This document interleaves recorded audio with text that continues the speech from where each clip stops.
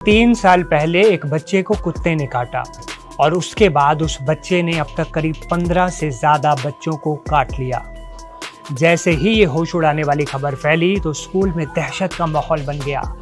जरा सोचिए, अगर आपके बच्चे के स्कूल से अचानक फोन आए और कहा जाए कि आपके बच्चे को किसी कुत्ते ने नहीं बल्कि उसके ही अपने क्लासमेट ने काट लिया है। एक नहीं, दो नहीं, पूरे 18 बच्चे। और फिर आनन फानन में सभी को एंटी रेबीज वैक्सीन लगानी पड़ जाए। अब सबसे बड़ा सवाल, क्या 3 साल पहले हुई एक घटना का असर अब सामने आया? नमस्ते, मैं हूं असीम और आप देख रहे हैं एनडीटीवी इंडिया। छत्तीसगढ़ के धमतरी जिले के एक सरकारी स्कूल में उस वक्त हड़कंप मच गया जब पता चला कि 11वीं का एक छात्र अलग अलग दिनों में अपने ही करीब 18 सहपाठियों को काट चुका है। शुरुआत में किसी ने इस बात को गंभीरता से नहीं लिया था, लेकिन जैसे जैसे काटे गए बच्चों की संख्या बढ़ती गई वैसे वैसे पूरे स्कूल में डर का माहौल बन गया। मामला तुरंत स्कूल प्रबंधन तक पहुंचा और फिर स्वास्थ्य विभाग को सूचना दी गई। इसके बाद सभी प्रभावित बच्चों को स्वास्थ्य केंद्र में ले जाया गया, जहां एहतियात के तौर पर सभी को एंटी रेबीज वैक्सीन लगाई गई।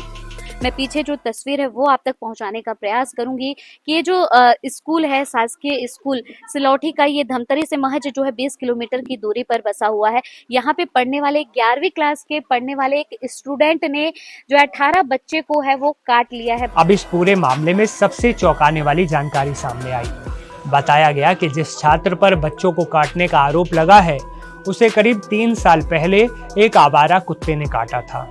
बस यहीं से तरह तरह की आशंकाएं शुरू हो गई। क्या कहीं उस पुराने कुत्ते के काटने का इससे कोई संबंध तो नहीं? इसी सवाल ने पेरेंट्स की चिंता कई गुना बढ़ा दी। वो टेंशन में आ गए। स्कूल में अफरा तफरी मच गई। टीचर्स भी परेशान, पेरेंट्स भी परेशान। कई माता पिता तुरंत स्कूल पहुंचे और बच्चों की जांच कराने की मांग करने लगे।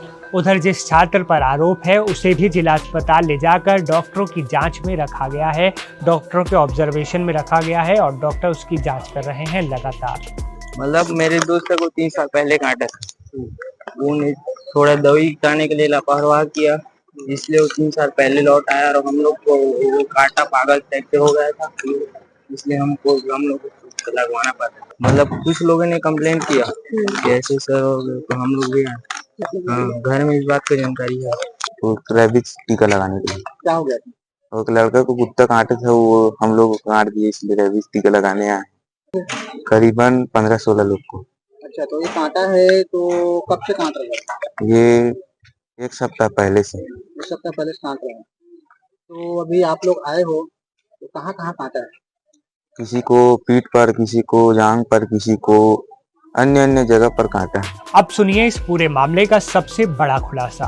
प्राथमिक स्वास्थ्य केंद्र के डॉक्टर जयप्रकाश दीवान के मुताबिक जांच में जो छात्र था जिसे कुत्ते ने काटा था उसकी जांच में रेबीज जैसे कोई लक्षण नहीं मिले। डॉक्टरों ने बताया कि रेबीज के मरीज में आमतौर पर पानी से डर लगना, तेज रोशनी और आवाज से परेशानी, खाना ना खाना और मानसिक स्थिति में गंभीर बदलाव जैसे लक्षण दिखाई देते हैं, लेकिन जांच में उस छात्र में सामान्य लक्षण दिखे हैं। वो खाना भी खा रहा है सामान्य रूप से, पानी भी पी रहा है और उसकी स्थिति सामान्य पाई गई। डॉक्टर्स का कहना है कि अब तक की जांच और बच्चों के शिक्षकों की जो जानकारी उन्हें मिली है, ऐसा लगता है कि छात्र ने ये सब शरारत या मजाक में किया होगा।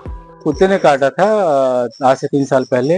बच्चों द्वारा जानकारी दी गई है कि स्कूल में इन बच्चों को अलग अलग दिनों में उस बच्चे ने काटा था ऐसे करके।